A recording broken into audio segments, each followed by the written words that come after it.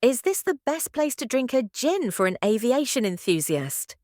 Today we're at the Cafe Kanoni, which is right opposite the main runway at Corfu International Airport.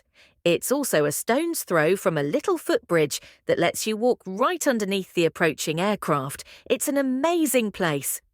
If you head up the steps next to the cafe, you can get to the top of the hill and get an even better view of the airport, but this time looking right down on it.